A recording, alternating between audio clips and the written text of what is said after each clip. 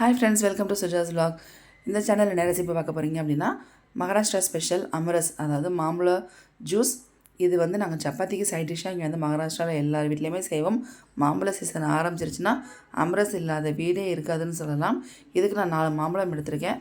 ரெசிபிக்குள்ளே போகிறதுக்கு முன்னாடி என்னோடய சேனலை ஃபஸ்ட் டைம் பார்க்குறவங்க மறக்காமல் லைக் பண்ணுங்கள், ஷேர் பண்ணுங்கள், கமெண்ட் பண்ணுங்கள். சுஜாஸ் vlog சேனலை சப்ஸ்கிரைப் பண்ணிவிட்டு பக்கத்தில் இருக்க பெல் பட்டனை ப்ரெஸ் பண்ணுங்கள். அதே மாதிரி சேனலில் வீடியோக்கு கீழே வந்து ஹைப் அப்படிங்கிற பட்டன் இருக்கும், அதை ஆன் பண்ணிவிட்டு நீங்கள் வந்து பாயிண்ட்ஸ் கொடுங்க. எனக்கு என்னோடய சேனலுக்கு ரொம்ப சப்போர்ட் பண்ண மாதிரி இருக்கும். ஸோ இப்போ நம்ம வீடியோக்குள்ளே போகலாம். நம்ம வந்து மாம்பழத்தை நல்லா வாஷ் பண்ணிவிட்டு தோலெல்லாம் எடுத்துகிட்டு இது மாதிரி ஸ்லைசஸ் பண்ணிக்கோங்க.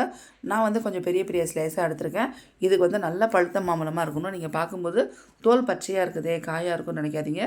நல்ல பழுத்த மாம்பழம். ஸோ அது வந்து மகாராஷ்டிராவில் கேசர் ஹப்பூஸ் அப்படின்னு சொல்லுவாங்க. நல்லா பழுத்துருக்கு. வெளியில் தான் உங்களுக்கு வந்து தோல் அங்கங்கே பச்சையாக இருக்குது. ஸோ அதை நம்ம வந்து ஸ்லைசஸ் வந்து நான் வந்து கொஞ்சம் பெருசாக எடுத்திருக்கேன். ஏன்னா பிளெண்டரில் தான் நான் வந்து பீட் பண்ண போகிறேன். அதனால் நீங்கள் மிக்சியில் செய்கிறதா இருந்தால் கொஞ்சம் குட்டி குட்டியாக சாப்ஸ் பண்ணிக்கோங்க. இதுக்கு நான் வந்து ஜீனி எடுத்திருக்கேன். 4 மாம்பழத்துக்கு ஒரு டம்ளர் ஜீனி. அதாவது இது வந்து பார்த்திங்கன்னா மெஷர்மெண்ட்டில் ஒரு 1/4 கிலோ அளவுக்கு ஜீனி தாராளமாக இருக்கும். ஸ்வீட் நல்லா இருந்தால் மட்டும்தான் இதில் மாம்பழ ஜூஸ் வந்து ரொம்ப சூப்பராக இருக்கும். எங்களுக்கு சுகர் வேணாம்னு நினைக்கிறவங்க வெல்லம் சேர்த்துக்கலாம். வெல்லம் தட்டி சேர்த்துக்கோங்க. உங்களுக்கு உங்களுடைய பிளெண்டர் என்ன குவாலிட்டின்னு பார்த்து அதுக்கு தகுந்த மாதிரி தட்டி சேர்த்துக்கோங்க, இல்லைனா துருவி சேர்த்துக்கோங்க.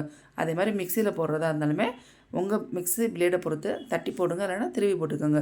வெல்லம் சேர்க்கலாம், கருப்பட்டி, அதே மாதிரி நாட்டு சர்க்கரை எது வேணாலும் சேர்த்துக்கோங்க, உங்களுடைய விருப்பம். அடுத்து ஐஸ் கட்டி நான் எதுக்கு சேர்க்குறேன் அப்படின்னா, இந்த ஜூஸில் நம்ம கொஞ்சம் தண்ணி சேர்க்கணும்.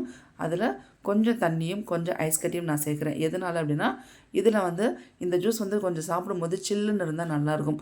நாங்கள் செஞ்ச உடனே சாப்பிட போகிறோம், அதுக்காக தான் நான் ஐஸ் கட்டி சேர்த்துருக்கேன்.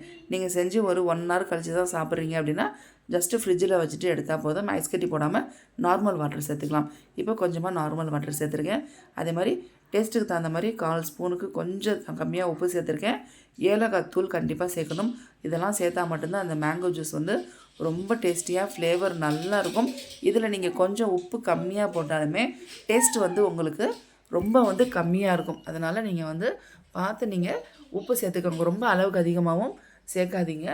அப்போ தான் உங்களுக்கு கரெக்டாக இருக்கும் ஜூஸ் வந்து சாப்பிட்றதுக்கு. இங்கே பாருங்கள், பிளெண்டர் ஆன் பண்ணியாச்சு. இதை நம்ம க்ரஷ் பண்ணிவிட்டு அதுக்கப்புறம் பிளெண்ட் பண்ணிங்கன்னா நல்லாயிருக்கும். நான் ஸ்டார்டிங்கில் வந்து அப்படியே ப்ரெஸ் பண்ணேன் பார்த்தீங்களா, அப்போ வந்து நமக்கு ஈஸியாக இருக்கும். நல்லா இதை வந்து நம்ம கொஞ்சம் ஸ்லோவாக வந்து இது பண்ணோம் அப்படின்னா டக்குன்னு உங்களுக்கு அரைப்பட்டுரும். உங்களுக்கு கெட்டியாக வேணுமா, தண்ணியாக வேணுமா, மீடியமாக வேணுமாங்கிறது அவங்கவுங்க விருப்பம். ஸோ மகாராஷ்டிராவில் ஒவ்வொருத்தவங்களுக்கும் ஒவ்வொரு மாதிரி கன்சிஸ்டன்சி பிடிக்கும். ஒரு சிலருக்கு கெட்டியாக, ஒரு சிலருக்கு தண்ணியாக, ஒரு சிலருக்கு மீடியமாக. எங்கள் வீட்டில் மீடியம் கன்சிஸ்டன்சி தான். நான் இப்போ வந்து ரொம்ப திக்காக இருக்கிறதுனால கொஞ்சமாக நான் வந்து தண்ணி சேர்க்குறேன். ஒரு 20லேருந்து 30 ml தண்ணி இருக்கும், அவ்வளோதான். ஸோ ரொம்ப அதிகமாக தண்ணி சேர்த்தோம் அப்படின்னா அந்த மாம்பழ ஜூஸ் வந்து ரொம்ப தண்ணி டேஸ்ட் ஆகிடும். இதில் பால் சேர்க்கக்கூடாது. இந்த அம்ரஸை பொறுத்த வரைக்கும் இதில் நீங்கள் பால் சேர்க்கக்கூடாது. அப்போ தான் இதோட ரியல் டேஸ்ட் உங்களுக்கு நல்லாயிருக்கும். சப்பாத்தி கூட அல்டிமேட்டாக இருக்கும். யாருக்கு சப்பாத்தி பிடிக்காதோ அவங்களுக்கு இந்த மேங்கோ ஜூஸ் செஞ்சு சப்பாத்தி சாப்பிட கொடுங்க, விரும்பி சாப்பிடுவாங்க. குழந்தைங்கள்லேருந்து பெரியவங்க வரைக்கும் விரும்பி சாப்பிடக்கூடிய ரெசிபி.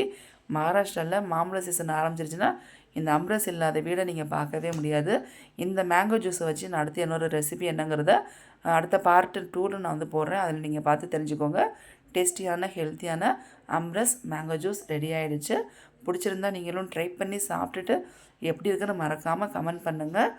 கண்டிப்பாக நீங்கள் இதை வந்து செஞ்சிட்டிங்கன்னா ஃப்ரிட்ஜில் வச்சுருங்க. அப்போ தான் டேஸ்ட்டு நல்லாயிருக்கும். வெளியில் வச்சிங்கன்னா நேரம் போக போக புளிச்சு போயிடும், வீணாக போயிடும் இந்த கிளைமேட்டுக்கு. அவ்வளோதான் ஃப்ரெண்ட்ஸ். பிடிச்சிருந்தா எல்லோரும் ட்ரை பண்ணி பாருங்கள். அதே மாதிரி மறக்காமல் லைக் பண்ணிடுங்க. தேங்க்ஸ் ஃபார் வாட்சிங்.